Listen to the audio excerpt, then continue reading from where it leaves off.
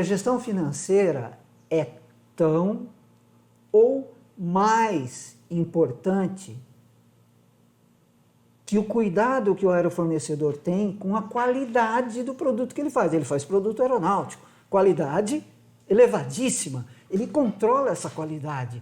A gente sabe, todos nós do setor aeronáutico somos caras de uma qualidade que está lá em cima. A gente dá de 10 a 0 em qualquer um, né? Então, a lição aprendida, uma das conclusões, o controle da gestão financeira tem que ter o mesmo nível do seu controle de qualidade, no mínimo, senão você não sobrevive.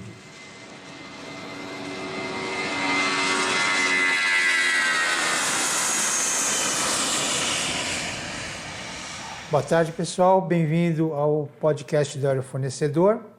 Estou aqui com o Fúvio, né, da Aerospace BR, e hoje a gente vai falar um pouquinho mais sobre engenharia financeira, explorando um pouquinho mais do que a gente falou no último podcast. Fúvio, e aí, tudo bem?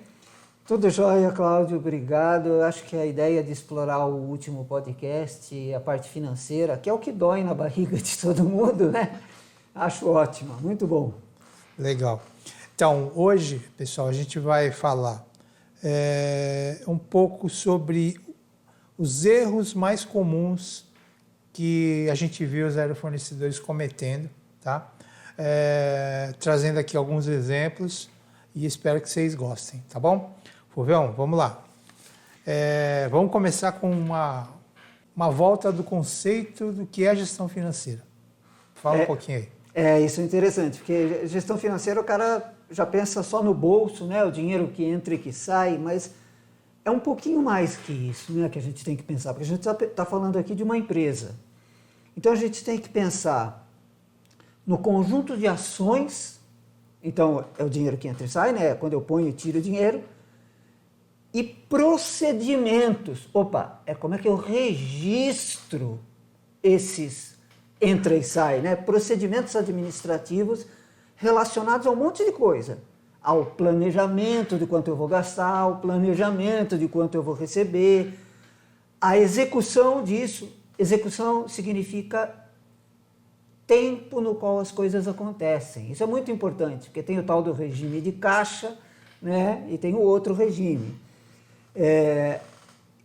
Significa também a análise desses movimentos de dinheiro todinhos e todos os controles dessas coisas para que a gente não fique sem dinheiro para pagar alguma coisa quando isso for necessário. Em palavras muito simples, é fazer todas essas atividades para obter o maior lucro possível, ou, como dizem os gringos, né, o melhor resultado, bottom line, com essas atividades que a nossa empresa faz. Então é importante a gente lembrar, controle financeiro não é só quanto entrou, quanto saiu, é muito mais que isso. Palavra simples, obter o maior lucro possível. Tá, e aí fala um pouquinho agora sobre a importância e os impactos que essa gestão bem feita tem para o aerofornecedor. Como nós dois sabemos, né, Cláudio? É sobrevivência. Simplesmente sobrevivência. É uma questão de se não fizer bem feito, não sobrevive. Nós estamos no final do primeiro ano da crise do Covid. Nós estamos aqui vivos, inteiros, até hoje com a nossa empresa, graças ao quê? A um bom planejamento, a uma boa gestão financeira que a gente fez nos anos passados, que permitiu um colchão para a gente chegar até aqui, né? Então, muitas vezes, quando a gente é uma empresa pequena, um aerofornecedor pequeno, e a gente cresce rapidamente, a gente até pode operar no azul por algum tempo. E eu sei muito bem disso. Lá no começo, antes de você entrar como sócio aqui, aconteceu isso comigo.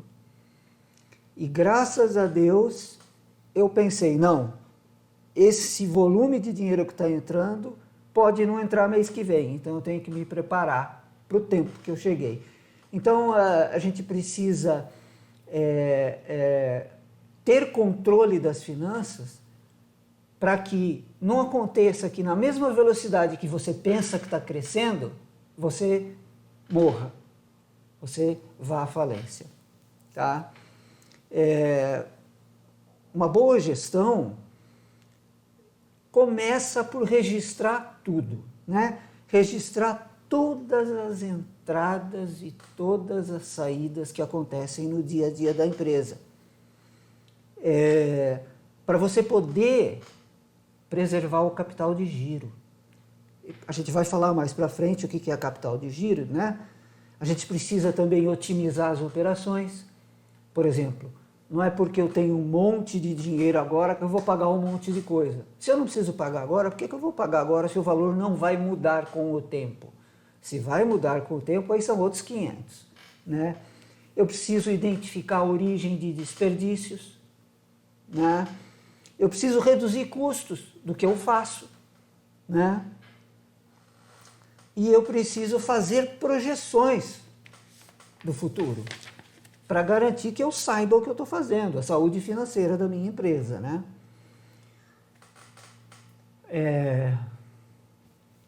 Geralmente, o cara que não faz isso entra na quebra da empresa. E ela acontece porque o empresário se empolga, aquilo que eu acabei de falar, ao ver um montão de dinheiro entrando e começa a gastar mais do que devia. O problema é que nem sempre o dinheiro entrando é lucro, porque você já tem despesa. Tem que pagar a água, tem que pagar a luz, tem que pagar funcionário. Então, nem sempre o montão de dinheiro entrando é lucro. Então, gerenciar as finanças do aerofornecedor vai muito além do que obter lucro. Tem que pensar no planejamento futuro, tem que identificar as tendências dos clientes que ele já tem que identificar as oportunidades de crescimento. Então, por exemplo, nós estávamos falando um pouquinho antes de iniciar esse podcast aqui de novas tendências e oportunidades para o ano que vem, que a gente está trabalhando nisso. E a gente tem que tomar decisão estratégica baseada em dados. Então, a semana passada, nós fechamos o ano e fizemos o planejamento do ano seguinte, baseado em dados, né? Então, isso foi muito importante. A boa gestão financeira, no fundo, ela, não o produto, não a parede, não o equipamento, mas a gestão é a responsável pelo sucesso e longevidade do aerofornecedor. Ela é que faz isso. Então, vamos ter sempre em mente que dinheiro entrando não significa lucro. Vamos fazer uma boa gestão financeira. Ok. Bom, falando então agora um pouquinho dos erros que a gente entende que o aerofornecedor mais tem a tendência de cometer, tá? A gente identificou 7, lógico que podem ter outros, mas a gente viu, baseado no nosso histórico aqui, que esses 7 são os chamados pecados capitais, né? Então, bom, o primeiro erro que a gente vê que o aerofornecedor comete é não controlar o estoque. Fala um pouquinho sobre isso. Esse é o pecado capital número 1, Cláudio. Nós aqui somos uma empresa de consultoria, então nós não temos estoque físico, mas o aerofornecedor padrão, né, ele tem estoque físico. Então aquele estoque lá vale um dinheiro. Imagina, eu tenho 200 quilos de alumínio aeronáutico guardado no meu estoque. São 200 quilos, não é 2 gramas. E muitas vezes eu tenho 50 quilos de alumínio X, da liga X, 50 quilos da liga Y, 50 quilos da liga Z e 50 quilos da liga W. Então eu tenho 4 ligas de alumínio dentro daqueles 200 que eu tenho no estoque. Com certeza eu uso volumes diferentes desses alumínios, dessas ligas, na minha produção. Então pode ser que um deles, apesar de eu ter 4 estoques de 50 quilos cada um, pode ser que um deles acabe primeiro, porque consome mais. Então, a gente precisa sempre lembrar, uma regrinha que a gente aprendeu lá atrás, e inclusive a própria Embraer aprendeu com o erro dela, né? Aquela regrinha do FIFO, né? First in, first out. Isso vale muito, principalmente para produtos perecíveis. Então, por exemplo, garrafa de extinção de fogo, garrafa de oxigênio que tem validade do teste, ou qualquer produto perecível, como, por exemplo, os elastômeros, as borrachas, os produtos sintéticos, as tintas. Todos esses produtos, se você for empilhando ele no estoque, o que vai estar em cima sempre vai ser o mais novo. E você vai pegar sempre o mais novo para usar. Aí, quando você aumentar a velocidade de consumo, você vai chegar no mais velho, lá embaixo. E aí ele vai estar vencido. Então, não pode. First in, first out. Essa é uma primeira regra para estoque. Outra regra para estoque muito importante, que é de controlar o estoque, né? É você ter os 4 estoques iguais lá, né? Se eu tenho um deles, dos alumínios lá, das ligas, a liga X, que consome mais rápido do que as ligas Y, Z e W, por que eu vou ter o mesmo tanto de estoque? Então você tem que controlar o giro do estoque. Esse aqui consome mais. Então eu preciso ter mais dele. Então, em vez de ter 50 desse aqui, eu vou ter 75 quilos. E esses aqui eu posso baixar para 30 em vez de 50 quilos cada um, por exemplo. Mas isso é que se chama controlar o estoque, o giro do estoque, para que esse material que usa menos do que esse outro aqui não fique encalhado. Porque se ele ficar encalhado, é dinheiro empatado no estoque. E a gente não quer isso. Uma das maneiras de fazer isso é observar as vendas. Eu estou vendendo tanto dessa peça, ou desse conjunto. E esse conjunto usa 75% da liga X, 30% da liga Y. Opa, então eu não preciso ter 50% de cada um estoque de acordo com esse produto. Depois eu vejo outro produto e assim por vai e faço o balanço correto das minhas ligas no estoque. No mercado do aerofornecedor, em particular, Cláudio, onde os pedidos não são sazonais, eles são espaçados, mas não sazonais. O que é um pedido sazonal? É aquele pedido que a gente sabe que repete. Todo final de outono, todo fabricante de blusa sabe que tem que estocar blusa para vender no inverno. E o ano que vem vai acontecer a mesma coisa. Ele vai ter que estocar blusa no final do outono para poder vender durante o inverno. Aqui não é assim. A aviação tem sazonalidade na operação. No aerofornecedor, que é parte do ciclo de fabricação, não tem. Então, você tem que aliar a compra das quantidades mínimas que o seu fornecedor te obriga, né? Que você vai comprar alumínio, vai comprar componente, vai comprar, etc. Tem quantidades mínimas, né? Você tem que aliar ela com um bom planejamento e controle do estoque. Isso é fundamental, senão você não consegue ter um bom controle de estoque. E não controlar estoque é ter dinheiro ou parado, muito, faltando, ou não ter o componente, a peça, o material para a hora que você precisa produzir. Uma das possíveis soluções são os famosos pools, né?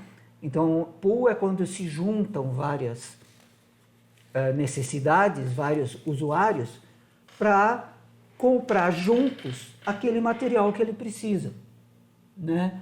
Então, por exemplo, eu preciso de alumínio liga X, você também precisa de alumínio liga X. Eu só preciso de 100, você precisa de 400. Aquele cara lá só vende 500. Se você comprar 500 dele, você vai ficar com 100 sobrando. Se eu comprar 500 dele, eu vou ficar com 400 sobrando. É burrice. Vamos juntar nós dois, nós vamos lá, compramos 500 dele, você fica com 400, eu fico com 100. Isso é um pool de compra. Às vezes, o próprio fornecedor faz esse pool para o comprador. Então, precisa pensar muito bem nisso. Por essas razões, Cláudio, o dimensionamento correto do estoque é um fator decisivo para ter uma gestão financeira eficiente. Porque você não fica com dinheiro nem parado, nem você tem que comprar, como a gente costuma dizer, comprar em AOG, né? Que é comprar em emergência, porque aí o preço, você quer, então dobrou o preço, né? Então, é essencial. Dessa forma, a gente pode dizer que quando você tem sobras, excessos, etc., maneiras inovativas, que no mercado comum, no mercado de blusa, de comida, de eletrodoméstico, a gente chama de promoção, né? Para estabilizar o estoque e evitar perdas, liberando espaço para armazenamento daquilo que realmente você precisa, sempre são políticas que devem ser bem feitas e bem planejadas para ajudar na gestão financeira do estoque. Então vamos lá, resumindo. Controlar todas as entradas e saídas do estoque. Não estou falando da empresa, aqui eu estou falando só do estoque. Comparar com os registros de venda. Então lembra, eu falei, aquele produto lá usa 75% dessa liga e 30% dessa outra. Então eu preciso ter mais dessa liga no estoque. Então você olha a venda para dimensionar o estoque. E monitorar os vencimentos de cada item. Aquela história do FIFO. First in, first out. Tinta vencida, acabou, não posso pintar o meu produto para entregar. Então esses 3 são os 3 itens básicos para ter uma boa gestão financeira do estoque. Ou seja, nem perder, nem deixar dinheiro parado com o seu estoque. Legal. Bom, outro erro muito comum com o aerofornecedor, esse é principalmente nas micro e pequenas empresas, é misturar finanças pessoais e empresariais. O que você pode falar sobre esse erro que o aerofornecedor comete? Graças a Deus, a gente já vê os aerofornecedores brasileiros crescendo, chegando a um porte tal onde isso não acontece mais.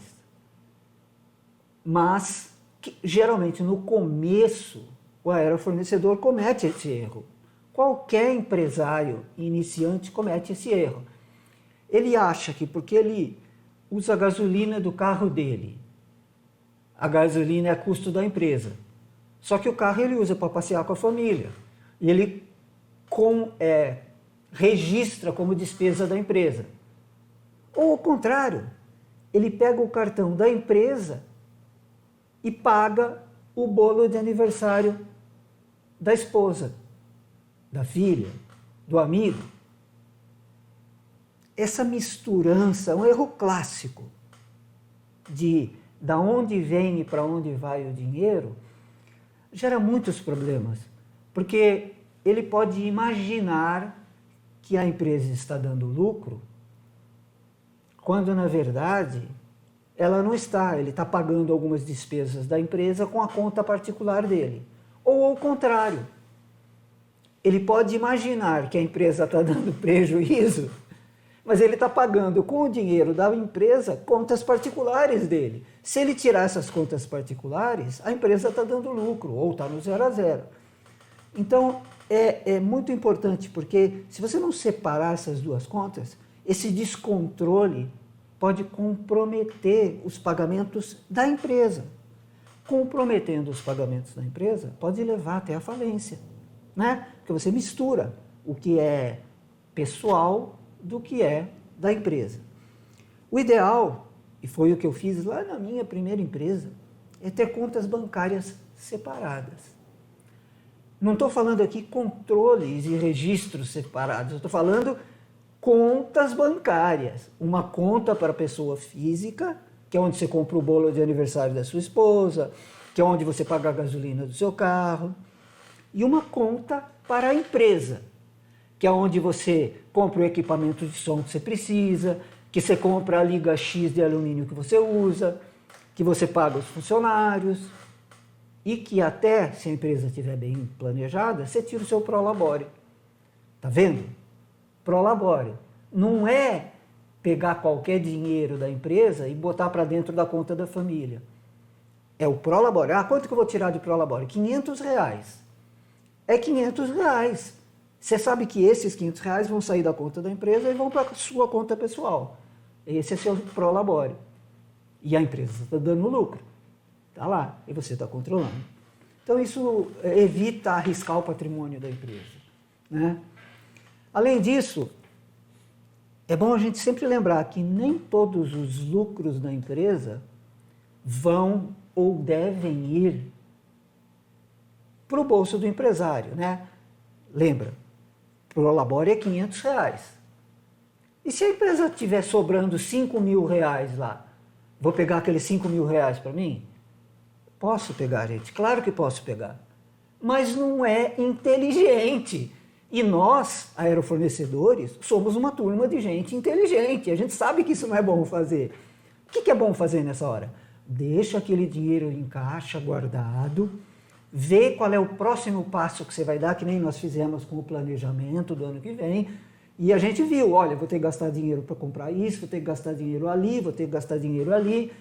Aí você já sabe que você tem um caixa ali guardado. Ou esse caixa fica como fundo de reserva, para você gastar numa emergência como é essa do Covid, que a gente está fazendo. Então, o recomendado é usar boa parte dos rendimentos com o propósito de reinvestir na empresa, né? Para que ela cresça de uma maneira sustentável e de uma maneira contínua. Lógico, cresça até onde você quer, né? Você quer ter uma empresa de tamanho desse tamanho? Tá bom, tá ótimo, é desse tamanho que eu quero. Ela cresceu, ela está sólida, ela está feliz, é assim que ela vai ser. Então é muito importante limitar as retiradas dos sócios, né? Então isso tem que estar bem acordado com eles, quando vão retirar, como vão retirar e quanto vão retirar, né? E incluir o Prolabore dos sócios como uma despesa da empresa, que de fato é, né? O Prolabore dos sócios é uma despesa da empresa. A empresa paga o Prolabore para os sócios. Acho que esse é o ponto mais importante referente a não misturar finanças pessoais com finanças da empresa. Ok. Bom, um terceiro erro mais comum que a gente identifica é um afrouxamento no controle do fluxo de caixa do fornecedor. Tá? Esse é um outro errinho sério também. Esse é um errinho que coça a mão da gente todo santo dia. Ele vem assim que nem, sabe, aquele, o diabinho e o anjinho. Ele é o diabinho que fica aqui na orelha sua o dia inteiro. Deixa para registrar isso depois. Deixa para registrar isso depois. Vai para casa tomar um banho, descansar. Não precisa registrar essa despesa. Amanhã você lembra. Vai embora, vai dormir. Sua esposa está te esperando, seu filho está te esperando. Vai lá. Deixa isso para depois. Não dá, gente. O que vai acontecer no dia seguinte, quando você voltar aqui? Você vai entrar na rotina, vai fazer a rotina do dia inteiro, e quando chegar no fim do dia, o diabinho vai vir de novo na sua orelha. Deixa para registrar depois. Então não pode. Estabeleça um procedimento, estabeleça um padrão para você controlar o seu fluxo de caixa. O ideal, o mandatório, o bom, o que é mais seguro é o diário.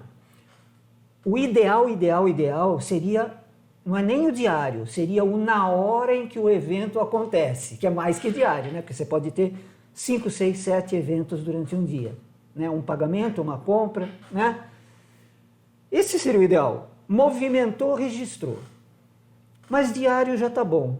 Dependendo do tamanho da empresa, se ela for muito pequena, ou se ela tiver movimentos muito espaçados, pode até ser semanal. Mas estabeleça a rotina. Controle o seu fluxo de caixa. Registre todas as entradas e saídas nesse intervalo que você definiu, diariamente ou semanalmente. Eu, particularmente, acho que mensalmente é muito ruim, qualquer que seja o tamanho da empresa, porque no dia 30 você já esqueceu o que aconteceu no dia 1º, né? Então, registre todas as entradas e saídas. E, além disso, com esse registro de entradas e saídas, você sabe como sua empresa anda. E aí então você pode projetar o futuro. Putz, mês que vem vai ter que pagar a licença da prefeitura, que é uma vez por ano só. Então você sabe que todo janeiro tem que pagar a licença da prefeitura. Você já tem isso no seu fluxo registrado. Isso é muito importante. A gente não pode nunca negligenciar esse controle. Negligenciou esse controle, você perde o controle das finanças da empresa. Perdeu o controle das finanças da empresa, a chance de fechar as portas, não por não ter lucratividade, mas por falta de controle, é enorme. Tá? Muito bom. Bom, um outro erro comum aqui é não ter um controle sobre os vencimentos da empresa. A gente falou no erro anterior que é não registrar todo dia as coisas. Esse aqui é um pouquinho mais a fundo do que o anterior. É aquele cara que esquece que ele comprou uma matéria-prima, a prestação. Então, ele comprou a prestação. Então, esse mês caiu só a primeira prestação. Mas mês que vem vence a segunda, no outro mês vence a terceira, no outro mês vence a quarta. E ele esquece de registrar esses vencimentos. Então, quando eu falei no erro anterior, registrar todas as entradas e saídas, eu estava falando registrar as entradas e saídas. Mas no erro anterior eu também falei planejar o futuro, que é isso aqui, gente. Você não pode esquecer que você comprou em 10 vezes. Senão, quando você for planejar o custo, quando você for executar o custo do mês seguinte, você não planejou a segunda prestação. Então não pode. As contas, quando se acumulam, vem com multa, vem com correção. Se você não paga seus fornecedores, né? Você tem seu fornecedor de matéria-prima e aí você vai entregar o seu produto para Embraer, para Airbus, para Boeing, para Elibras, para quem quer que seja. E aí você perde o prazo de entregar lá, né? Aí você fica com credibilidade ruim porque você não conseguiu comprar aqui. Por que você não conseguiu comprar? Porque o teu fornecedor fica falando, esse cara não paga em dia, não vou vender para ele não. Credibilidade no mercado é uma coisa muito importante. A gente já falou isso num vídeo, que uma das coisas mais importantes para o aerofornecedor é ele manter a credibilidade dele, dos dois lados, tanto do lado do fornecedor dele como do cliente. Então, fora que o atraso vem com juros, multa, correção, etc. Fora tudo isso, Cláudio. Então, controlar bem os vencimentos é muito importante. Bom, ainda continuando nesse assunto, um outro erro que a gente identificou é não ter um fundo de reserva para a empresa. Você lembra lá, né, que 2 erros atrás, no erro de registrar tudo, falei, registrar o prolabore do sócio como despesa da empresa. Ah, mas está sobrando 5 mil aqui, posso pegar? Pode, tem todo o direito, é seu, a empresa deu lucro. Mas deve? Não deve. Então, é o que a gente recomendou lá. Tenho meu prolabore, eu tiro, ponho na minha conta, e com esse prolabore eu compro água, leite e pão. Mas tem um outro dinheiro que sobra no caixa do dia a dia, e esse dinheiro é muito importante que você faça um fundo de reserva. Imagina a situação do aerofornecedor que não tinha fundo de reserva quando o Covid começou. Nós todos, eu, vocês, nossos ouvintes, conhecem alguém que não tinha fundo de reserva da nossa área, do aerofornecedor, e que teve que fechar, porque ele não conseguiu andar. Em compensação, a gente também conhece outros que tinham fundo de reserva e estão aí até hoje, não fecharam. Claro, estão com a água aqui, né? Então, 1 ano não é biscoito. Mas eles aguentaram 1 ano, gente. Por quê? Porque tinham um fundo de reserva, né? Então, uma gestão financeira eficiente trabalha com a previsibilidade de despesas. Despesas que precisam ser provisionadas mensalmente. Então você planeja, meu fundo de reserva dá para eu sobreviver até agosto, até setembro, até outubro, né? Então você dilui aquelas parcelas da matéria-prima que você comprou, você dilui as compras que você vai fazer, você dilui os recebimentos que você vai fazer, mas você tem o fundo de reserva ali. Você sabe o quanto está guardado e quanto dá para você usar naquele mês, se precisar. Então, o conselho, crie um fundo de reserva, sempre. Para, por exemplo, se você tiver uma rescisão trabalhista, você vai ter que pagar aquela multa da rescisão justa, normal, natural. Você vai tirar de onde? Do bolso? Não, tira do fundo de reserva. Às vezes você esquece que tem férias do funcionário, 13º, ou parcelas de coisas que você esqueceu de registrar. Não pode esquecer de registrar, gente. Não pode, mas o fundo de reserva, se você tiver, ele ajuda a corrigir o erro de você não ter registrado. É lógico que existe a possibilidade de despesas extraordinárias. Por exemplo, você lembra o dia que entupiu nossa calha aqui, né, Cláudia? Que nós tiramos 8 metros de raiz de árvore de dentro dessa calha, né? Aquilo foi uma despesa extraordinária. Ninguém imaginava que aquilo ia acontecer. Ainda bem que a gente tinha fundo de caixa para fazer isso. Então, crie um fundo de caixa, mantenha ele abastecido, deixe ele sempre no lugarzinho ali e inclua uma margem de segurança nesse fundo de reserva em cima da sua operação. Eu para operar durante 6 meses preciso de 5 mil de fundo de reserva, tá? Menos de R$1.000 por mês, tá? Mas eu vou dar uma folga aí de 20%, vou botar mais 1.000, vou botar 6 mil no meu fundo de reserva, porque esses 1.000 pode pagar o cara que veio desentupir a nossa calha, né? Eu acho que fundo de reserva é uma coisa muito importante. Ok. Bom, o 6º erro que a gente identificou assim como sendo mais comum é a não medição dos resultados do fornecedor. Será que todo mundo que está ouvindo a gente sabe o que é não medir resultado? Porque a gente falou aqui de entrada, saída, estoque, lucro, prolabore. Resultado é o lucro. Né não, né não, né? Como diz o... Gente, resultado é se aquela operação inteira está rodando do jeito que você planejou. Não é só o lucro. Porque se você no final do mês tiver lucro, porque você recebeu o pagamento no dia 29, mas os outros 28 dias do mês você só gastou porque a empresa não tinha caixa, será que esse planejamento está bom?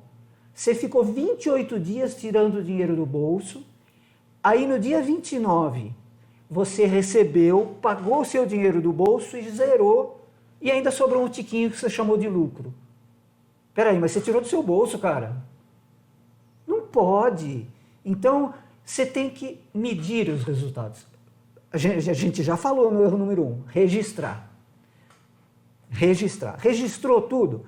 Vai lá, bota numa planilha de controle, bota num gráfico e olha, quanto que está saindo? Qual é o lugar que está gastando mais coisa? Eu posso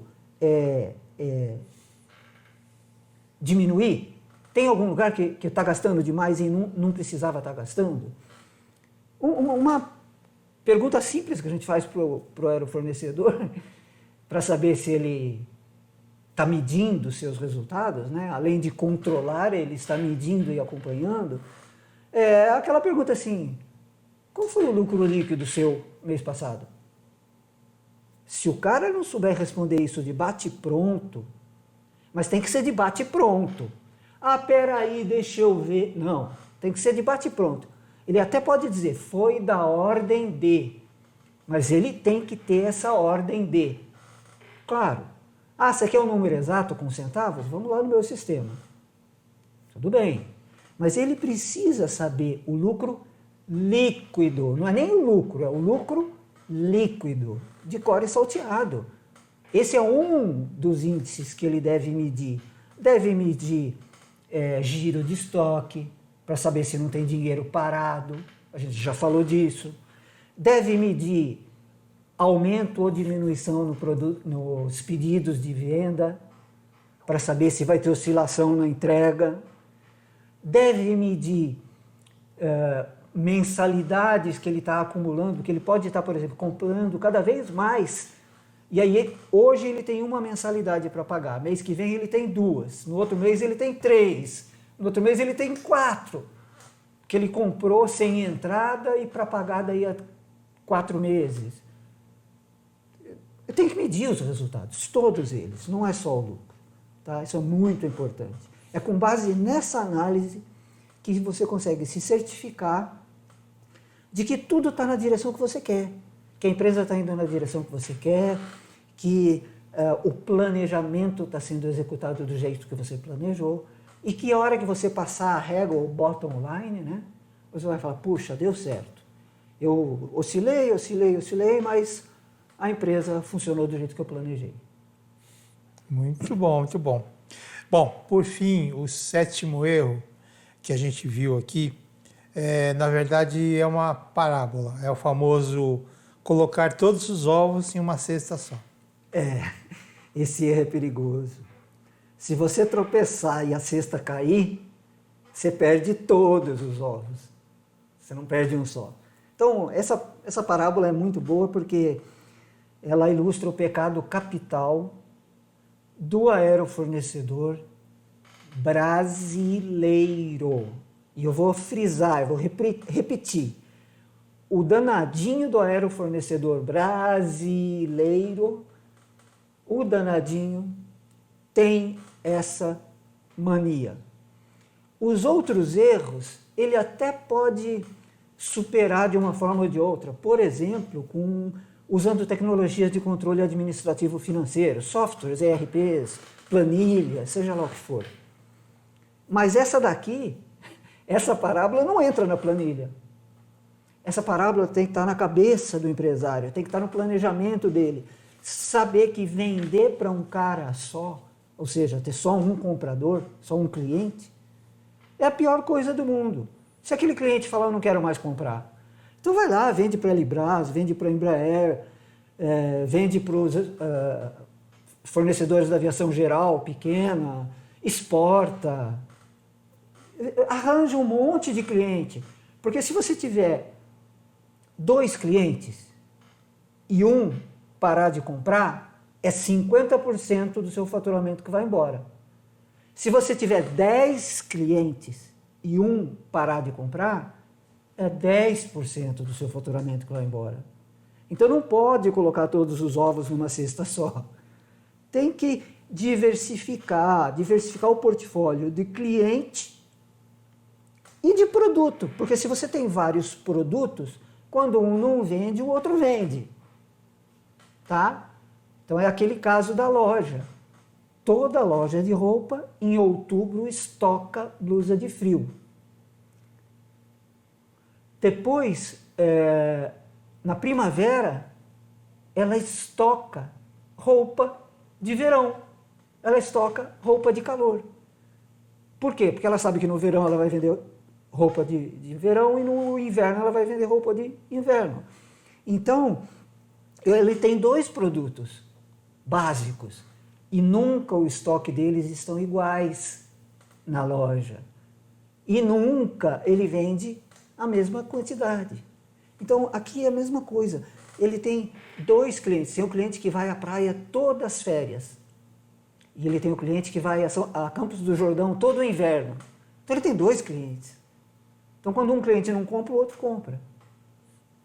E assim por diante. Eu acho que essa história de colocar todos os ovos numa cesta só é muito importante, porque aqui no Brasil, infelizmente, a gente tem Embraer, a Librás, mas a gente tem outras coisas para o aerofornecedor, né? Tem aviação geral, tem o próprio mercado de manutenção, onde ele pode atingir as linhas aéreas, né, que utilizam os aviões da Embraer, onde ele já é fornecedor, ou seja, ele é fornecedor para o fabricante e é fornecedor para o usuário. Existem várias maneiras de diversificar. Então, isso é importante. Muito bom, muito bom. A gente podia chegar em algumas conclusões, né, Fulvio, desses erros que o aerofornecedor comete. O que a gente pode falar sobre isso? Tem duas coisas importantes, Cláudio. Uma, eu acho que ficou claro durante a nossa conversa, que a gestão financeira é tão ou mais importante que o cuidado que o aerofornecedor tem com a qualidade do produto que ele faz. Ele faz produto aeronáutico, qualidade elevadíssima. Ele controla essa qualidade. A gente sabe, todos nós do setor aeronáutico somos caras de uma qualidade que está lá em cima. A gente dá de 10 a 0 em qualquer um. Né? Então, a lição aprendida, uma das conclusões, o controle da gestão financeira tem que ter o mesmo nível do seu controle de qualidade, no mínimo, senão você não sobrevive. Outra conclusão que a gente tira dessa conversa nossa, pelo menos eu vejo assim, né, é quando a gente não analisa os resultados, não mede e não planeja, e só controla a entrada e saída, a gente pode ter uma ilusão. Se eu só controlasse entrada e saída, por exemplo, no final do mês, naquele evento que eu falei que o cara recebeu o pagamento dia 29 e dia 30 fechou o mês com lucro. Mas nos outros 28 dias do mês só teve saída. Inclusive ele teve que botar dinheiro do bolso. Se ele estivesse olhando todo dia isso, ele via, puxa, estou botando dinheiro do bolso, estou botando dinheiro do bolso, estou botando dinheiro do bolso, estou botando... Meu planejamento está errado. Pode ser que no fim do mês ele deu lucro. Pequeno ou grande, tanto faz. Pagou o que ele emprestou e ainda deu lucro. Mas o fluxo não está bom. Então, cuidado, tanto para esse lado, que você põe dinheiro e não percebe, como para o lado pior ainda, que é o lado onde você está recebendo dinheiro todo dia, você tem um bom fluxo de caixa, mas isso dá uma ilusão, isso pode não ser lucro, porque tem coisas que vêm a vencer depois. A taxa da prefeitura só vence em janeiro, né? E eu tenho dinheiro em caixa. Ops, quando for pagar a taxa da prefeitura, esse dinheiro vai embora. Né? Então, acho que são essas duas coisas básicas para uma boa gestão financeira do aerofornecedor, evitando esses erros todos. Essas duas conclusões, acho que englobam todos os 7 erros que a gente conseguiu listar. Ok. Bom, pessoal, com isso a gente encerra mais esse podcast. E num próximo podcast a gente ainda vai continuar falando de engenharia financeira, mas vamos falar das boas práticas e dicas que a gente coletou ao longo desse tempo todo aí. Fulvio, muito obrigado, tá? Pela tua atenção, pelo teu tempo. A gente se vê na próxima. Legal, Cláudio, obrigado. E lembrando que se o pessoal quiser sugerir algum assunto para a gente conversar aqui, é só escrever aí embaixo aí no canal, mandar a sua mensagem, deixar a mensagem para nós, que a gente tanto responde como cria um podcast naquela direção que o nosso aerofornecedor está interessado. Legal. Obrigado, Cláudio.